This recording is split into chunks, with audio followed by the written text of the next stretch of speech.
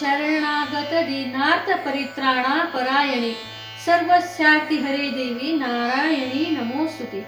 शरणागताला शरण देऊन रक्षण करणाऱ्या नारायणीला प्रार्थनापूर्वक नमस्कार करून प्रतिवर्षीप्रमाणे याही वर्षी आपण उजळूया जीवन सारे या नवरात्री विचार जागर मालिकेत भेटत आहोत. प्रथम मी आपणा सर्वांचे मनापासून स्वागत करते. आजपासून सुरू होत असलेल्या शारदीय नवरात्री उत्सवाच्या आपणा सर्वांना खूप खूप शुभेच्छा.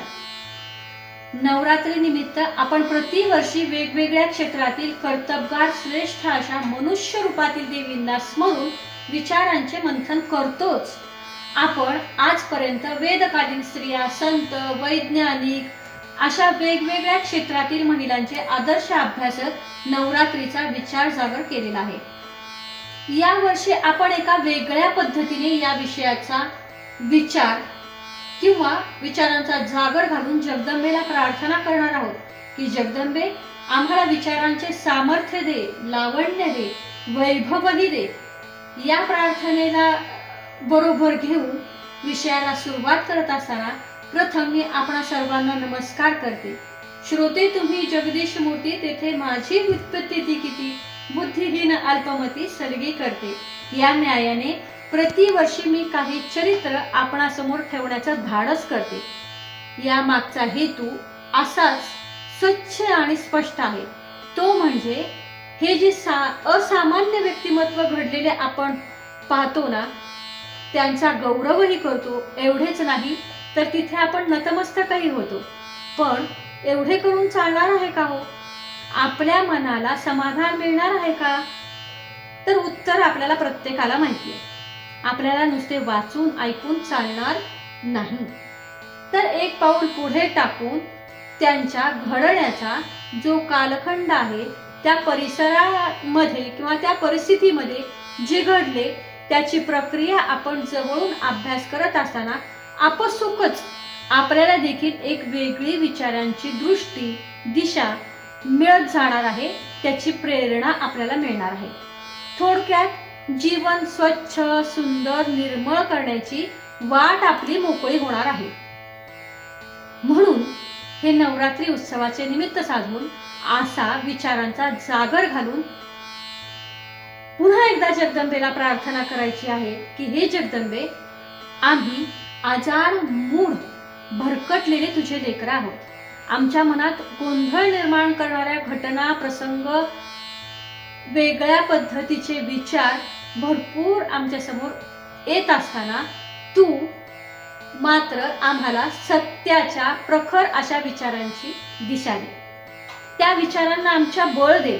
व्यवहारात आमच्याकडून बुद्धीचा कस लागून त्याला एक प्रकारचे तेज येऊ दे. अशा प्रकारचा सुंदर भक्कम आशीर्वाद घेऊन आपण या वर्षीच्या जागराला आता सुरुवात करूया. या वर्षी आपण वेगळ्या पद्धतीने नवरात्रीचा जागर करणार आहोत. आजपर्यंत आपण जे स्त्री चरित्र पाहिले, त्यांचे घडणे पाहिले. मग हे घडत असताना मला स्त्री म्हणून जे जन्मजात मिळालेले काही गुण आहेत ते त्यांनी किंवा त्याचा त्यांनी कसा विकास करत घडणे आणि घडवणे दोन्ही केलेले आहे ते आतापर्यंत आपण पाहिलेले आहे. एकदम साध्या पद्धतीने पाहूया. मुळाशी जाऊ आणि विचार केला तर मला या परमेश्वराने पृथ्वी तलावर जन्माला घातलेले आहे. याचा काय उद्देश आहे? माझे हा उद्देश पाहत असताना माझ्या आयुष्याचे ध्येय काय आहे? Who I am and what is the mission of my life? हे आपल्याला आपण स्वतः विचारले पाहिजे. स्वतःला हे स्पष्ट झाले पाहिजे. मी एक स्त्री म्हणून जन्माला आले आहे म्हणजे फक्त स्त्री सुलभ देह आणि मन एवढंच आहे का? तर नक्कीच याही पलीकडे जावे लागेल. हे नैसर्गिकरित्या मिळालेले शरीर आणि त्याला पूरक असलेल्या भावना प्रधान मन, हे समीकरण निश्चितच आहे. ते माझ्यासाठीच आहे. मग ह्या दोन्हींनाही मला छान सुदृढ ठेवण्यासाठी मला दोन्ही गोष्टींची चांगली मशागत करायची आहे आणि त्यांना धारदार बनवायचं आहे. मी फक्त स्त्री या रूपाशी मर्यादित नाही, माझे अधिक विस्तारित होणारे रूप म्हणजे कुटुंब, त्याहून विस्तारणारे रूप समाज, त्याहून मोठे शहर देश, एवढेच नाही, त्याहून विस्तारित रूप म्हणजे मानवता. मी एकाच वेळी या साऱ्यांशी जोडलेली किंवा जोडली गेलेली आहे, याचे भान असणे अत्यंत आवश्यक आहे. आणि मग आपल्या स्वच्छपणे कळायला मदत होते की what is the mission of my life. हे कळायला उशीर लागणार आहे का आता आपल्याला? म्हणून तर स्वामी विवेकानंद यांनी म्हटलंय, जे इतरांसाठी जगतात त्यांचे जगणे खरे. आता हे का म्हणलं हे आपण समजून घेऊया. पहा, झिजणं हा शरीराचा धर्म आहे आणि आपण आपलं भ्रामक कल्पनेत राहतो आणि त्याला सांभाळत बसतो आणि पर्यायाने कुजवतो, सडवतो. बघा, निसर्ग नियम आहे, झिजण्याला सुगंध आहे आणि साठण्याला दुर्गंध आहे. झिजण्याला त्याचा स्वतःचा गंध आहे. म्हणून तर आमची विठू माऊली झिजणाऱ्या चंदनाला टिळा म्हणून कपाळी मिरवते. मग ह्या भगवंताच्या आवडीचे ओहायचे असेल तर झिजावे लागेल. स्वतःचे अस्तित्व विसरून मी माझे या चुकीच्या संकल्पनांमुळे मुक्तीचा युक्तिवाद आमच्या बरोबर खेळत राहतो आणि आम्ही भ्रामक कल्पनांमध्ये अडकून पडतो. त्यामुळे भ्रामक कल्पनांना तिलांजली देऊन स्वधर्म वागवावा लागणार आहे. आता हा स्वधर्म काय? तर साधा आहे हो, मी जिथं आहे तिथं तसा असावा. म्हणजे मी स्त्री म्हणून मुलगी, आई, सून, शेजारी, एखादी शिक्षिका अशा अनेक ठिकाणी मला माझा धर्म समजून घेऊन कटोकटीने कर्तव्याचे पालन करावे लागेल. आणि हे करत असताना प्रकृतीने नैसर्गिकरित्या स्त्री म्हणून आम्हाला काही उदात्त गुणांची देणगी दिलेली आहे, त्याला आम्हाला फुलवावं लागेल.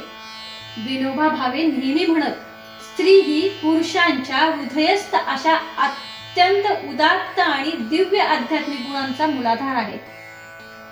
बघा ना, हेच दुसऱ्या शब्दात सांगायचे तर आपल्या भारतीय भाषांमध्ये सुद्धा उत्तम गुणांसाठी वापरले जाणारे शब्द हे स्त्रीलिंगीच आहेत. जसे कीर्ती, दया, क्षमा, मेधा, प्रज्ञा, भक्ती, सर्व गुणांचा पाया स्त्रीच आहे ना.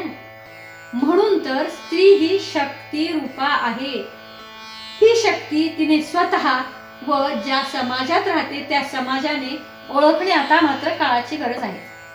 तिने स्वतःचा व समाजाने तिचा सन्मान केला तरच ही दिव्य तेजस्वितीचे प्रगटीकरण करेल, यात शंकाच नाही. आणि म्हणूनच आपल्याला प्रत्येक सखीला हे निसर्गदत्त दैवी गुण मिळालेले आहेत, ते स्त्री म्हणून जोपासून आम्हाला त्याचा विकास करायचा आहे. आणि आपला समाज, देश, कुटुंब सदृढ, सशक्त करायचे आहे. ही जबाबदारी निसर्गतः स्त्रीकडे आहे हो. आणि याचे भान आम्हाला यावे म्हणून यावर्षी मी उजळूया जीवन सारे विचार मालिके अंतर्गत किंवा माध्यमातून हेच स्त्री सुलभ गुणांचा विचार करायला घेतलेला आहे. हे गुण कोणते आहेत, त्याचा स्त्री म्हणून माझ्या विकासात काय वाटा आहे, मी ते गुण कसे फुलवू शकते याचाच विचार आपण आता करणार आहोत. चला तर मग आपल्यातील दिव्य उदात्त खुलवण्यासाठी हृदयरूपी घट विचारांनी समृद्ध करून आदर्शांच्या पंचधान्यांची पेरणी करून एका गुणांची माळ करून 9 दिवस जगदंबेला आपल्याला समर्पित करायची आहे. या आदिमाया आदिशक्तीला समर्पित करण्यासाठी ही एक माळ आपण रोज घेणार आहोत. तिचे शुभ आशीर्वाद घेण्यासाठी आता आपण सज्ज होऊया. चला तर उद्यापासून रोज एका गुणाची आणि आदर्शाची माळ आपण जगदंबेला समर्पित करूया. भेटूया उद्या एका विशेष गुणासहित, अशा एका आगळ्या वेगळ्या माळेच्या सहित. धन्यवाद.